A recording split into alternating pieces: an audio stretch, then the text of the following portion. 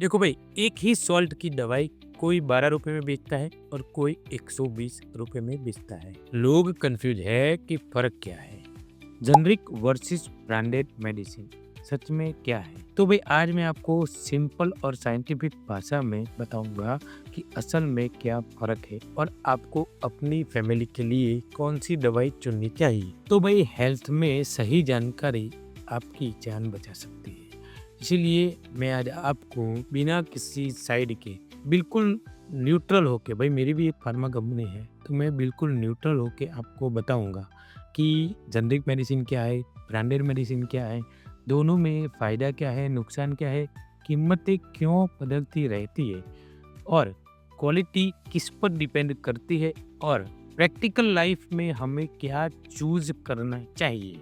तो इन सब टॉपिक में हम थोड़ा डिटेल में बात करने वाले हैं, जिससे आपको पूरा आइडिया आएगा कि जेनरिक मेडिसिन सही है या फिर ब्रांडेड मेडिसिन।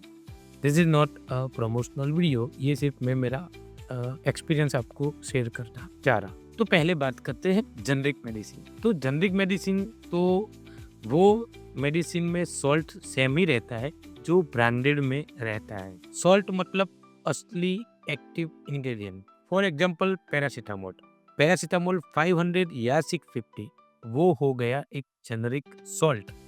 अगर आप दुकान में जाओगे और बोलोगे मुझे पैरासीटामोल चाहिए तो आपने एक जेनरिक सॉल्ट मांगा। मगर अगर आप वहां जाके बोलोगे कि मुझे डोलो चाहिए, अब डोलो आ गया वो है ब्रांड नेम। तो डोलो 500 या 650 वो आ गया ब्रांड नेम में। मतलब कि सॉल्ट सेम ही रहेगा और इसकी इफेक्ट भी सेम रहेगी। मगर अगर आपने सिर्फ पैरासीटामोल मांगा तो वो आ गया जेनरिक में। मगर आपने डोलो मांगा तो वो आ गया ब्रांडेड में। This is the main difference generic दवाई में। अब बात करते हैं ब्रांडेड दवाई।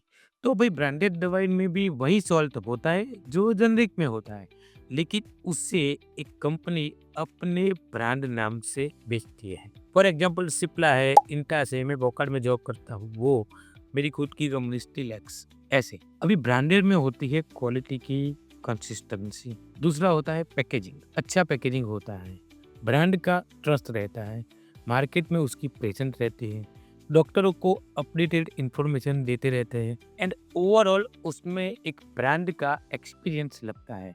इसलिए ब्रांडेड का मॉडल जेनरिक मॉडल से थोड़ा अलग है भाई। अब मेन सवाल की बात करते हैं जो सब लोग जानना चाहते हैं कि एक दवाई सस्ती और दूसरी दवाई महंगी, इतना फर्क क्यों? जैसे कि मेरी ये दवाई है, इसकी एमआरपी कुछ 60-70 रुपीज़ है पर स्टिक। यही मार्केट में 40 रुपीज़ में भी मिलेगी, 20 रुपीज़ में भी मिलेगी और 200 रुपीज़ में भी मिलेगी। तो एक ही कंटेंट में प्राइस का वेरिएशन क्यों आता है, ये सभी लोगों का सबसे बड़ा क्वेश्चन है। तो भाई रीजन मैं आपको सिंपल भाषा में बताता हूँ। ब्रांडेड मेडिसिन है, उसका मार्केटिंग और अवेयरनेस मॉडल अलग रहता है। तो मेरी खुद की कंपनी है तो भाई मेरे पास मेडिकल रिप्रेजेंटेटिव रहते हैं, उसका खर्चा रहता है। डॉक्टर को हर नए रिसर्च की जानकारी देते हैं तो रिसर्च का भी खर्चा थोड़ा रहता है।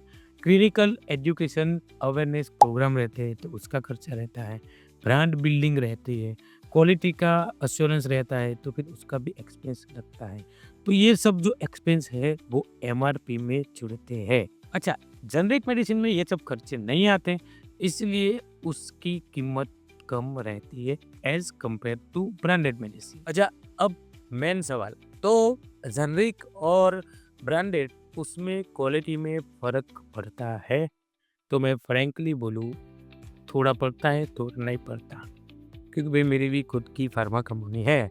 इतना ट्रूथ बोल रहा हूँ तो आपको थोड़ा सा बता रहा हूँ। सॉल्ट में कोई फर्क नहीं पड़ता, सिर्फ फर्क पड़ता है मैन्युफैक्चरिंग यूनिट में, कहाँ से वो मैन्युफैक्चरिंग करवाते हैं, कौन से प्लांट में। WHO, GMP, ISO certified plant में अगर जेनरिक मेडिसिन बनती है तो वो सेफ है, क्योंकि उसका effect as good as branded हो गया।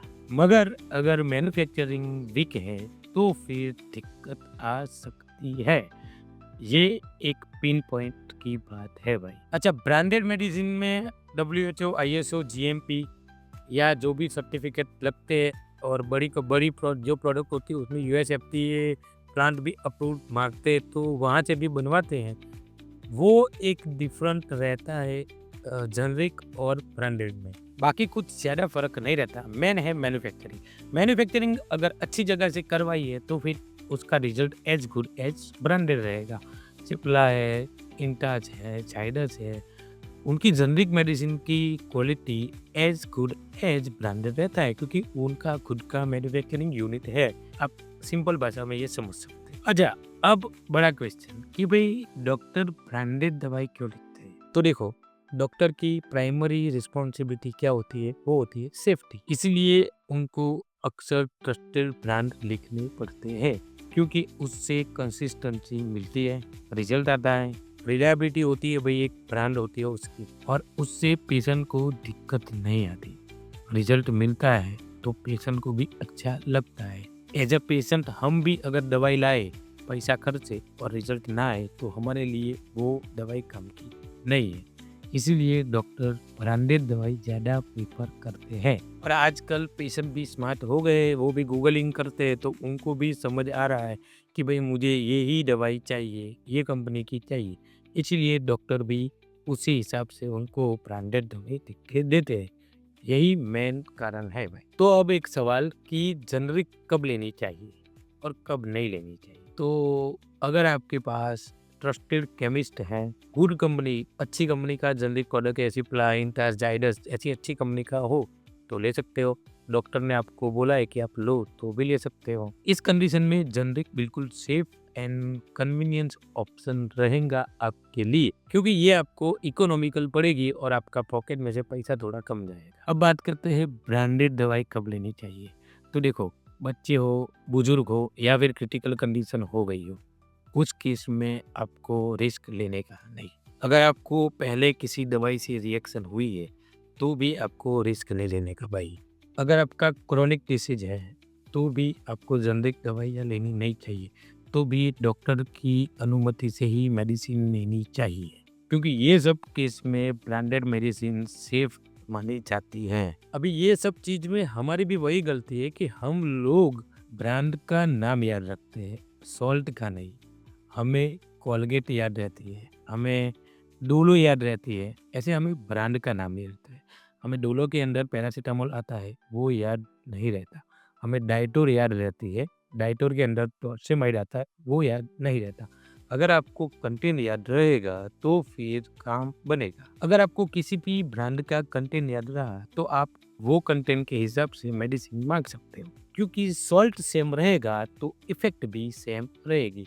अगर सॉल्ट में चेंजेस हुआ तो फिर इफेक्ट में चेंजेस होगा। तो फाइनल डिसीजन तो भाई आपको लेना है कि आपको कौन सी मेडिसिन लेनी है। ये तो मेरा काम था, तो मैंने आपको समझाया कि जेनरिक मेडिसिन और स्टैंडर्ड मेडिसिन में ये फ़र्क रहता है। आपको क्या लगता है कि और क्या फ़र्क रहता होगा? आप कमेंट करके लिख सकते हैं।